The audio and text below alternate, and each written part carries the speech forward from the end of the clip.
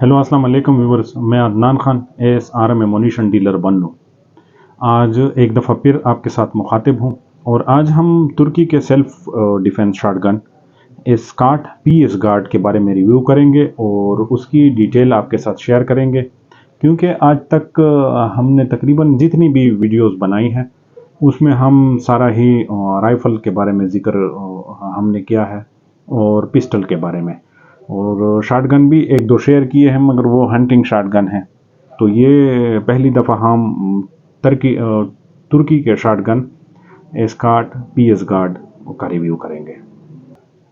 अच्छा जी, जैसा कि आप चेक कर सकते हैं, ये शॉटगन एक फाइन शॉटगन है और साइज़ में भी छोटी है, यानी कि फुल अगर आप इसका लेंथ मेंशन करें तो वो 38 इंच इसकी ओवरऑल लेंथ है। और अगर आप इसका बट फोल्ड कर लें तो इसकी लेंथ 28 इंच हो जाती है, जो कि बहुत ही कम है और सेल्फ डिफेंस के लिए बहुत ही ये जो है ये मुनासिब है।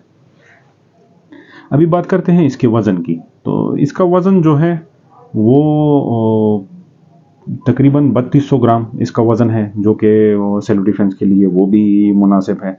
और बैरल लेंथ जो इसकी होती है वो इसकी 18 इंच बैरल लेंथ होती है, और इसके बैरल में बहुत ही अच्छा क्रोम लगा होता है। और इसका एक एडवांटेज जो है वो ये है कि आप इससे स्लग भी आसानी से फायर कर सकते हैं।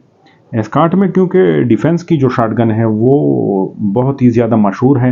हंटिंग के शॉटगन में कुछ कुछ का पाकिस्तानी कार्टेज या शाहीन कार्टेज पे कुछ कुछ का इशू आता है। अगर गैर मुल्की कार्टेज आप इससे फायर करें तो बिल्कुल भी उससे इशू नहीं आ सकता। स्कॉट मैग्नम आप इस पे चेक कर सकते हैं, वो क्लियरली लिखा हुआ है यहाँ पे इसका सीरियल नंबर और कंपनी का मेड, ये चीज़ें इस पे लिखी होती है। दूसरे साइड पे भी आप चेक कर सकते हैं स्कॉट मैग्नम, ये इस पे लिखा हुआ है। अभी बैरल आप चेक करें, ये 3 इंच के कारतूस तक आप इससे चला सकते हैं। इसका चैम्बर जो होता है वो 3 इंच का इसका चैम्बर है। और इसका मैगजीन ट्यूब जो है, अगर छोटे साइज़ के कार्टेज हों यानी कि शिकारी कार्टेज जो होते हैं वो इसमें 7+1 ये है। और अगर थोड़े बड़े साइज़ के SG के कारतूस हो तो 6+1 इसके कारतूस का साइज़ है। और आप 6+1 यानी कि 7 कैपेसिटी आपको फिर SG के कारतूस में भी ये आपको देती है। अभी बात करते हैं इसके साइड फोल्ड की। अगर आप ये साइड फोल्ड इसका उतार के सिर्फ पिस्टल ग्रिप में पिराना चाहें तो इससे इसके वज़न पे तकरीबन ही पौने केजी या इससे थोड़ा कम इस पे फ़र्क पड़ता है, तो ये और भी इसका वज़न जो होता है वो इसका मुनासिब हो जाता है।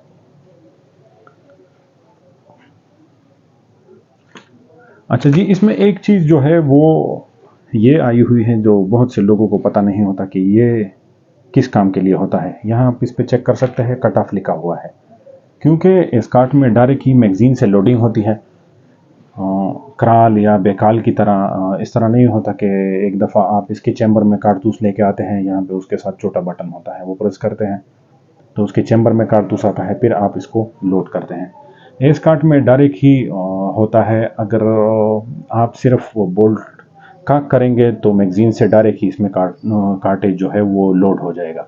तो ये कट ऑफ इसलिए दिया हुआ है, जब आप ये प्रेस करते हैं तो अगर आप बोल्ट नीचे लेके भी आते हैं या काक करते हैं तो इसमें कार्टेज जो होता है वो इसमें नहीं जाता, और मैं यानी कि इसका ट्यूब जो होता है वो शॉटगन से कट ऑफ हो जाता है। और ये जब खोलते हैं तो बस फिर ये रेडी हो जाता है फायर के लिए। अभी इसकी बात करते हैं, ये आप इसमें चेक कर सकते हैं, इसके ट्यूब में ये स्टॉपर आया हुआ है। ये फिर 2 राउंड से ज़्यादा इसमें नहीं आते, तो ये चीज़ भी कंपनी की तरफ से आती है।